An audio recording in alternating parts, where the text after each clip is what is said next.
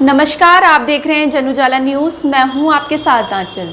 उत्तराखंड में नई शिक्षा नीति लागू हो गई है। इस नई शिक्षा नीति से क्या बदलाव आएंगे और क्या इसके लाभ होंगे, इसको जानने के लिए हमारे जन उजाला संवाददाता शिवलोक तिवारी ने बात की है एमकेपी पीजी कॉलेज की प्रिंसिपल डॉक्टर सरिता कुमार और आर्ट की एचओडी डॉक्टर ममता सिंह से। आइए देखिए हमारी यह रिपोर्ट। नमस्कार, आप देख रहे हैं जन उजाला न्यूज़ और मैं हूं आपके साथ शिवलोक तिवारी। इस वक्त हम लोग मौजूद हैं देहरादून के एमकेपी पीजी कॉलेज में और हमारे साथ बात करने के लिए मौजूद हैं यहां के प्रिंसिपल सरिता कुमार जी। तो मैम, आज का विषय जो है कि अब जो नया एजुकेशन जो पॉलिसी है वो इंट्रोड्यूस हुआ है, तो उसमें कॉलेजेस में क्या कुछ बदलाव, क्या कुछ नई नीतियाँ आई हैं? ये जो न्यू एजुकेशन पॉलिसी है, इसमें इस बारी चेंजेस ये हैं कि एक तो ये 4 ईयर का कोर्स कर दिया इन लोगों ने।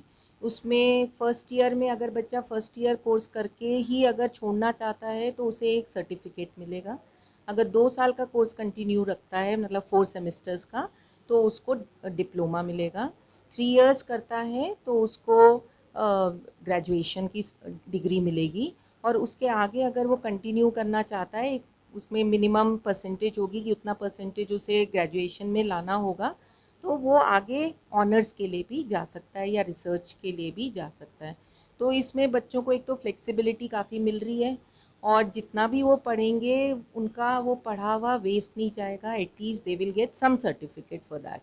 पहले फर्स्ट ईयर करने के बाद सर्टिफिकेट मिल गया, 2 ईयर करने के बाद डिप्लोमा हो गया, 3rd करने के बाद ग्रेजुएशन एंड 4th करने के बाद ऑनर्स। तो I think it's a very good scheme और बच्चों के लिए ये फ़ायदेमंद ही होगा। नमस्कार, आप देख रहे हैं जन उजाला न्यूज़ और मैं हूं आपके साथ शिवलोक तिवारी। इस वक्त हम लोग मौजूद हैं देहरादून के एमकेपी पीजी कॉलेज में और हमारे साथ बात करने के लिए मौजूद हैं डॉक्टर ममता सिंह। मैम, मेरा सवाल ये है कि जो अब नई एजुकेशन पॉलिसी जो इंट्रोड्यूस हुई है, तो उसको लेके यहाँ कॉलेजेस में क्या कुछ नए बदलाव आए? देखिए, अभी जो न्यू एजुकेशन पॉलिसी है उसकी घोषणा हुई है लागू होने की। अभी हमारे यहाँ पूरा पाठ्यक्रम वगैरह भी कॉलेजेस तक नहीं पहुँचा है। तो जो बहुत सारे चेंजेस हमें मीडिया के थ्रू मालूम चल रहे हैं, या फिर मैं जो हमारा नेशनल हमारी जो एनईपी को लागू करने की जो हमारा पाठ्यक्रम योजना वाली पूरी समिति है, उसकी मैं एक मेंबर हूँ।